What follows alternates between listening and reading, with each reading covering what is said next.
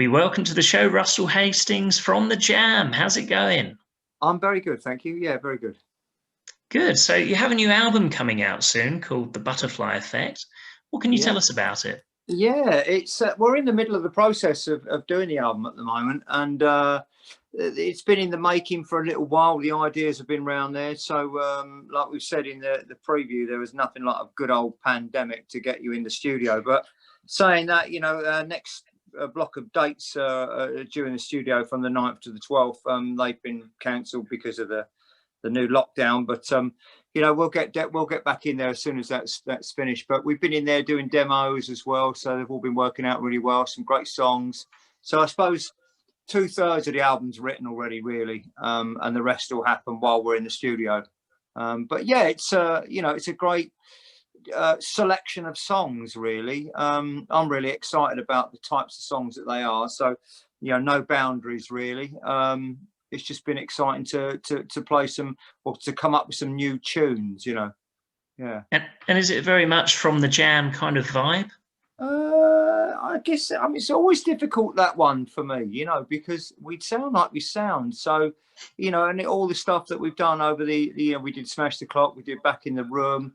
So having done all that, people said, oh, that album sounds like it fell off the back of sound effects. Well, I don't see that, but and if it is, it's unintentional.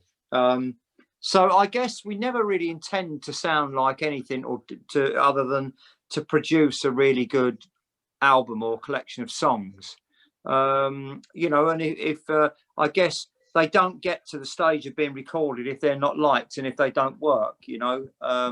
So lots of stuff ideas end up not being used, but if they get to the stage where they go in the studio, then they're always used. So I'm excited about them. They sound great. I suppose it'll be the judge of the people, always is, really, when the album comes out, to see whether they like it or not, but hope so. Yeah, and in a strange way, during the pandemic, has that been the best time to do it? I mean, a lot of artists have been doing albums, haven't they? Yeah, it is, really. If you can get your head working, because it's quite hard getting it out, getting it off of the news and all the bad stuff that's going on, and not being influenced by that, because that can really block up your creative ideas. And I don't mean to sound arty farty about that, but if you've got concerns going on in your life, well, the last thing I want to do is write a song. And it's been pretty fraught this year with what's been going on. We've been lucky where we live, down in the south, because it hasn't really hit us that hard down here. But it has hit us as far as no work's concerned. So it's been a bit of a strange one, really. But once you get your head out of that side of it, and stop worrying about it and get used to the pandemic, if you can get used to a pandemic, I never had one in my lifetime, then it's been great. Once you get on a roll with songwriting, it just tends to start to flow, hopefully. And what's the process of that like? Well, the process for me is, it will start off with like a little with an idea, with a chord sequence, really. A couple of chords, really, is the way it starts for me. I made the mistake over the years ago of thinking that there was a chronological way of songwriting, and it had to be done like that. And of course that is just pure rubbish, because it doesn't work like that. It just works through little ideas, and then a lyric will come out in the head, and then you'll write. And thankfully, we've got the iPhones, so we can, or modern technology, to quickly record the idea, so you don't forget it. And then I'll wake up the next day, and if it sounds any good the next day, then I'll work on it maybe a bit more. Some just come. There's a song called Lula that I've just written, and that come about really, really quickly. But it just sort of wrote itself, really. I know I've heard people say that before. I always think, how does that happen? But it did in this case, pretty much, anyway. Yeah, and you mentioned the technology. Is it sometimes too easy to keep perfecting what you're doing? Can you sometimes go overboard in that respect? I know exactly what you mean, and I had that conversation with Bruce the other week, because we were in doing some demos, and and the temptation is to send them back and to keep somebody getting to mix them and then send them back by email, and let's have another listen and that, and then it go, hang on a minute, these are just demos, you know, they're not that important. And so, but I guess working with good engineers and good producers, and also knowingly that if you get it down and then move on, you know, get it down and move on and leave the rest of the production to whether it's the engineers or whether it's the, and then we'll have a final say at the very end. But you can disappear into your own head like that, but with technology. But I like to not get, I like to do the creative part of it, and I let all the technical stuff be dealt with by someone else, really. Yeah, and you have to embrace it as well, don't you? Yeah, otherwise, yeah, absolutely. I mean, you know, my kids laugh at me, you know, and I always thought I was cutting edge, but I'm obviously not. I mean, the telly where I'm sitting, the room I'm sitting in at the moment, the Wi-Fi went down on the TV earlier and lost connection. And I sort of thought I thought the house was going to explode, you know. I panicked, you know. I don't like touching things in case, I don't know, because they just freak me out. Because I don't know, I'm not a great lover of technology, although I love it when it works, but I don't when it doesn't work. And I read online you're going to be playing some of the tracks from the new album acoustically on some of your social media. Are you looking forward to that? Yeah, no, definitely, because it's a great thing to be able to go and do that, especially in the environment that we're going to be playing in, because we're going to be playing it very alien for us, these socially distanced or sat down acoustic ones, which I love anyway, but the alien ones is where the crowd are sat down at tables. So we'll be it'll be the perfect environment to be able to play those to them, really. So have you got some gigs then, or are they all up in the air at the moment?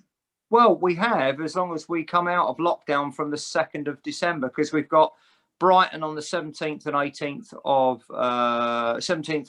of December. We've got London 15th and 16th. And we've got Southend, I think, a few days before that, two nights at each place.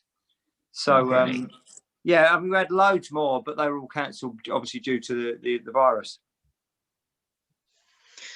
So can you tell us, how did the Jam first get together all those years ago? Well, the Jam, I mean, because I was never an original member, so, you know, I mean, the Jam got together through school days, you know, and that's how they got together. And Bruce was invited into the band.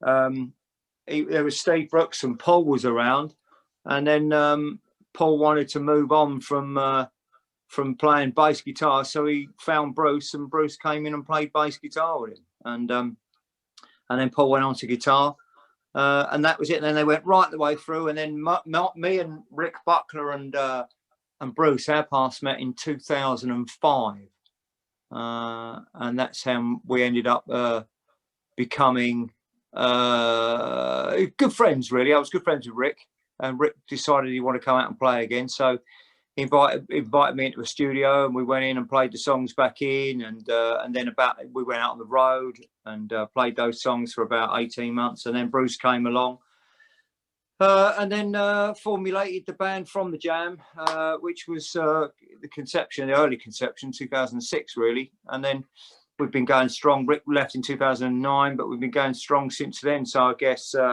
you know, 13, 14 years down the line, we've been, you know, all over the world quite a few times. And it's been wonderful, great fun. Paul's off doing his own thing anyway, successfully and rightfully so. But yeah, so we've just been having a great time doing what we're doing, really. It's great that you can keep the legacy of the Jam from the Jam going, isn't it? I mean, it means a lot to a lot of people, doesn't it? It does, yeah. You know, and it does. It means a lot to them, and they're very quick in telling you that, you know. And I suppose if you get it, you get it, and that's a good thing. But yeah, you know, I'm proud to do what I do, and proud to be part of it, and also proud to write the new stuff with Bruce as well. You know, which has been great. Really enjoyed the whole process of it, and you know, getting away from Bruce's bass lines and his bass playing. You know, he'll send me a bass line sometimes, and you know, it's just so him. You know, I don't know any bass players that sound like him, really. Yeah, fantastic bass guitarist. And Yeah, there were some great mod revival bands in the 70s, wasn't there? You had The yeah, there Jam, was. you had Yeah, Secret yeah, Affair, the Lambrettas, bands like yeah, that. What do you yeah. think it is about the music that people still love? I don't know really. I think it was about. I think the music. I think it was the clothes. I think the clothes had really more to do with it than, and then the music came along secondary. If I'm honest, that's how I perceive it. You know, that's how I got into around that period.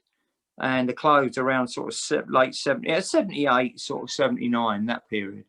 And, you know, going into all these different stores that was and it's particularly going down Carnaby Street and getting a pair of trousers made. That was great because you could go and do that then, you know, and then going to Melandi's down in Carnaby Street. That was good fun.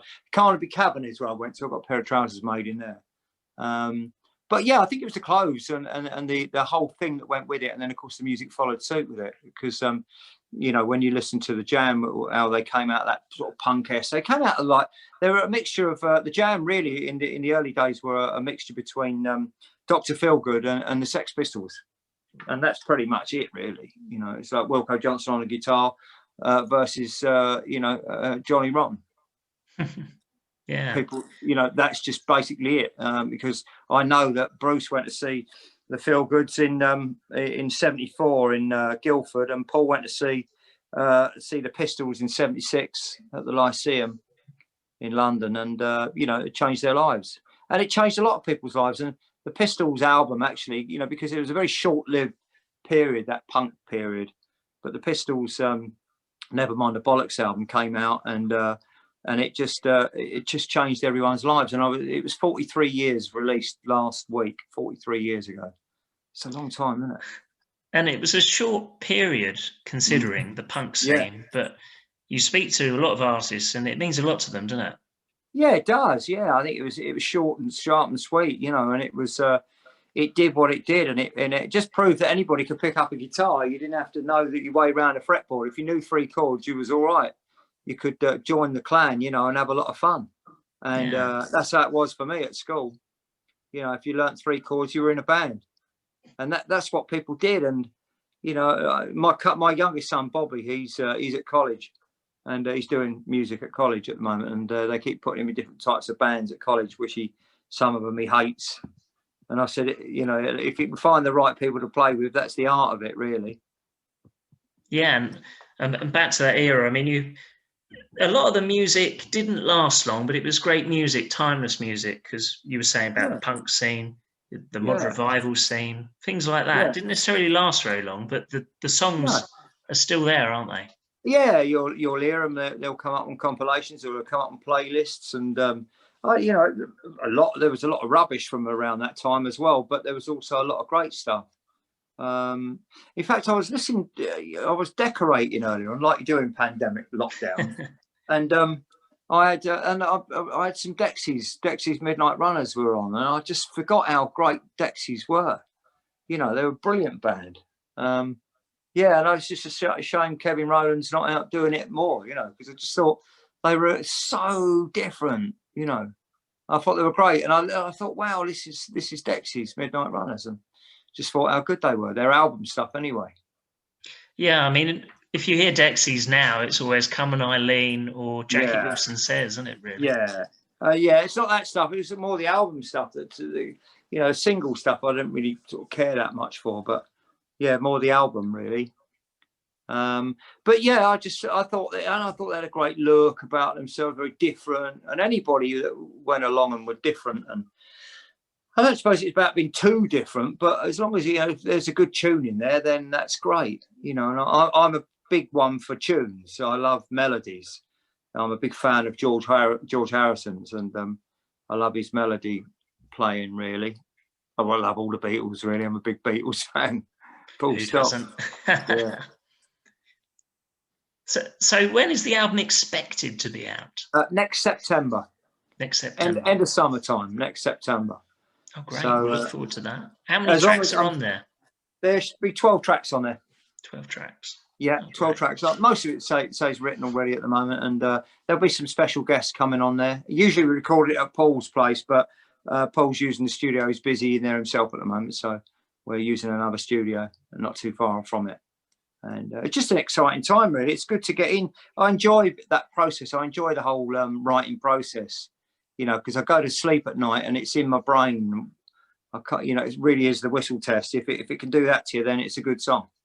If it gets stuck in your head. And yeah, that's what the old grey whistle test was all about, you know. They said if you could whistle it, then that was that was a tune. Hence they called the program the old grey whistle test. Great. Well, we'll look forward to that. Thanks a lot for joining us. Pleasure. Thanks, Chris.